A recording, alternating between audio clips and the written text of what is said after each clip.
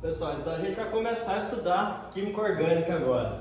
Para vocês terem uma importância da química orgânica, das 13 milhões de compostos químicos que a gente tem, 11 milhões são orgânicos.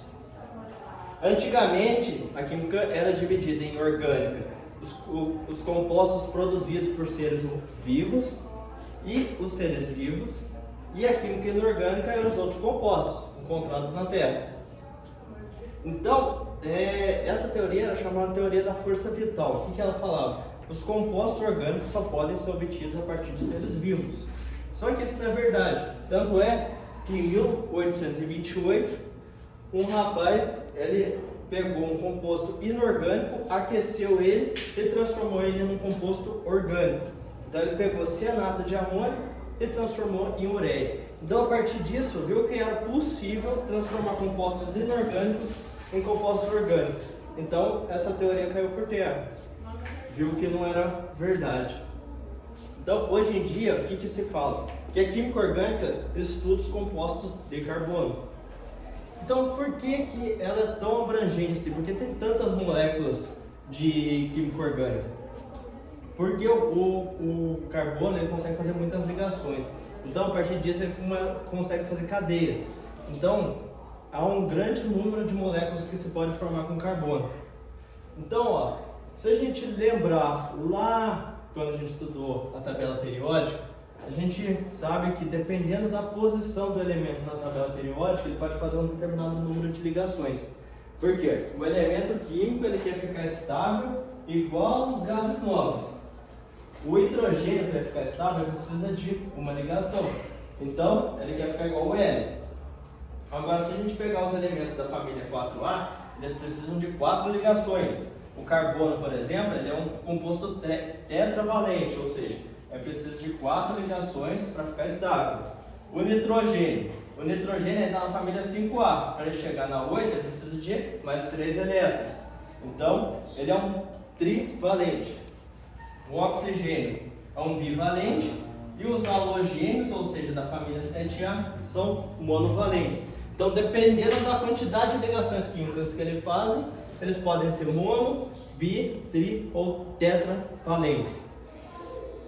E com relação ao ponto de fusão e ponto de ebulição, os compostos orgânicos, em sua maioria, são compostos formados por ligações moleculares, ou seja, ligação covalente. Lembra que a ligação covalente, por mais que tenha pontes de hidrogênio, são muito mais fracas do que a ligação iônica. Então, o ponto de fusão e ponto de ebulição são relativamente baixos. Se a gente colocar, por exemplo, um bico de Bunsen, cloreto de sódio e do outro lado uma vela, a vela é um composto orgânico. A vela vai derreter e o cloreto de sódio não vai acontecer nada, porque um é ligação iônica e o outro é ligação covalente. Então, e a solubilidade? Solubilidade vai depender da polaridade da molécula. Se a molécula for polar, ela dissolve na água. Se ela for apolar, ela não dissolve. Lembra, semelhante dissolve semelhante. A água é polar, então ela só vai dissolver moléculas polares. Então, a gente também tem 3 postulados do carbono. O carbono ele é tetravalente, ou seja, ele faz 4 ligações para ficar estável.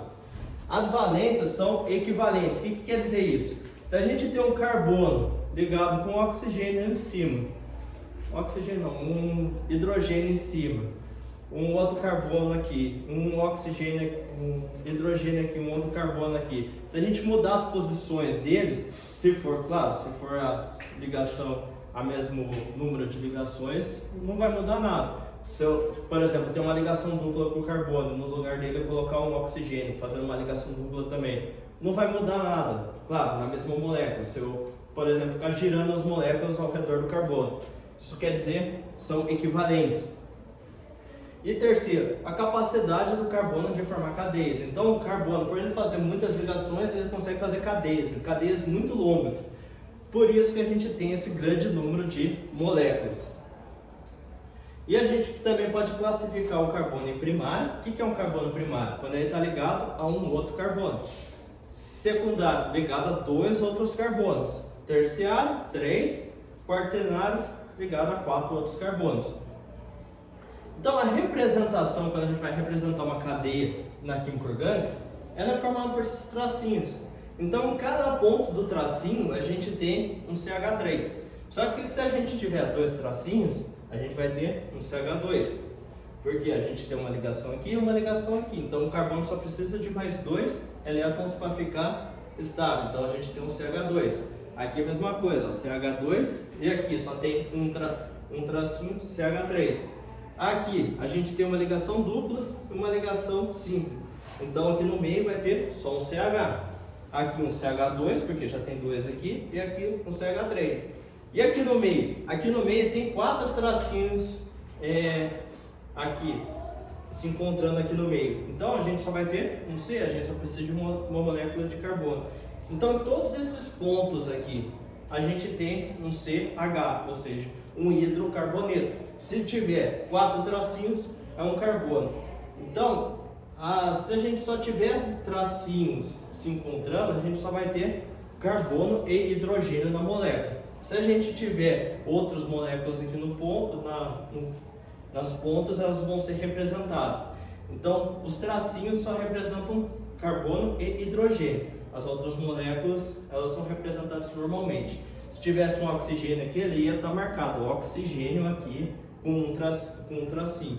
Então, o tracinho é a ligação, o que está nas pontas são as moléculas. Tudo bem? Com alguma dúvida?